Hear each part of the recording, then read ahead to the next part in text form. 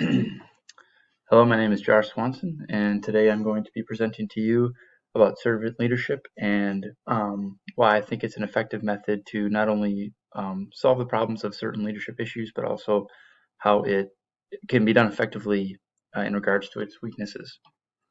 First, I'm going to start and talk about just some of the issues that I often see with um, leadership in general.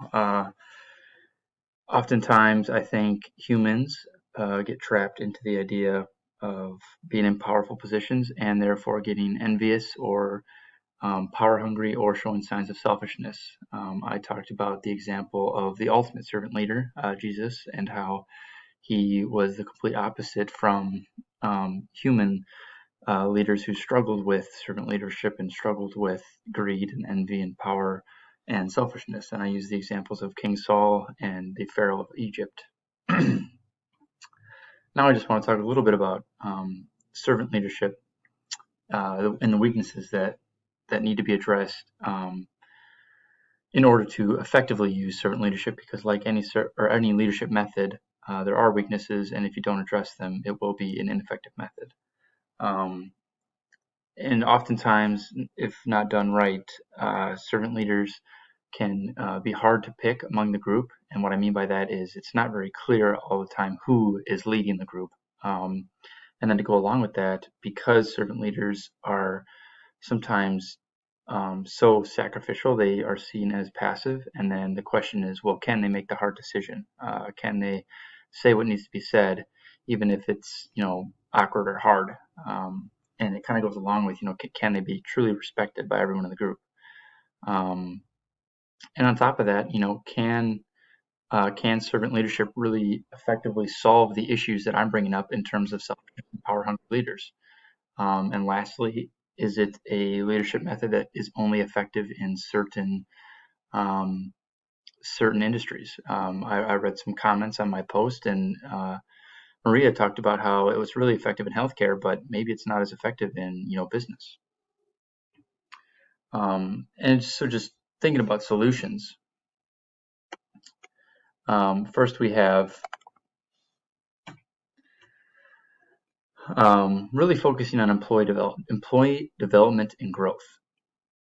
And like I said, I use Jesus as my example of the ultimate servant leader. And what made him so great is obviously his ability to have influence over people of Jerusalem and that time, and as well as, most importantly, his 12 disciples. But part of that was done through his ability to do supernatural things like walk on water and feed the 5,000. And obviously, no human can do that. But what we can do is we can develop and really focus on each of our team members and employees' strengths and weaknesses.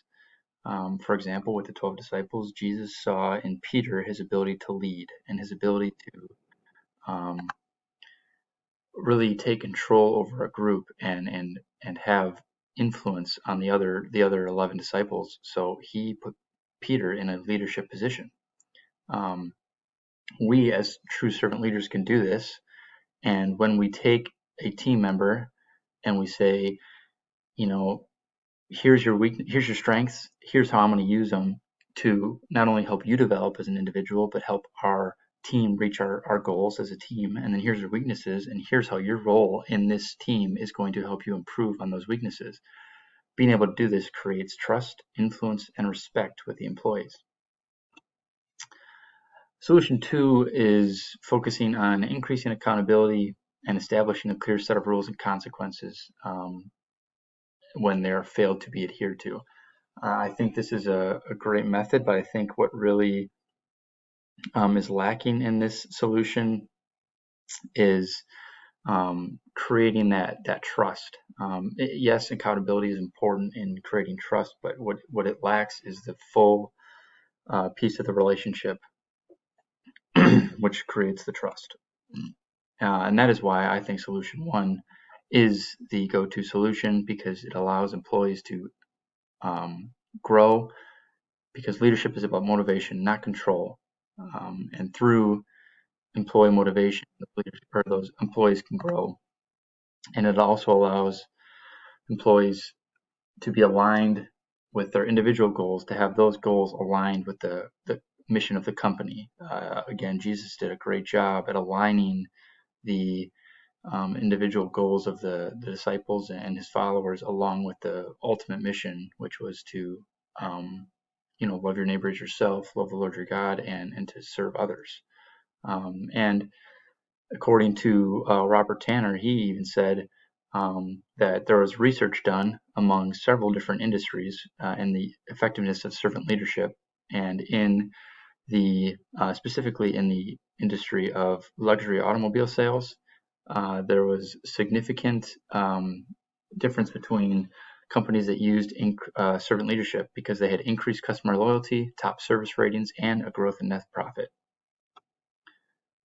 Thank you for listening. Have a great day.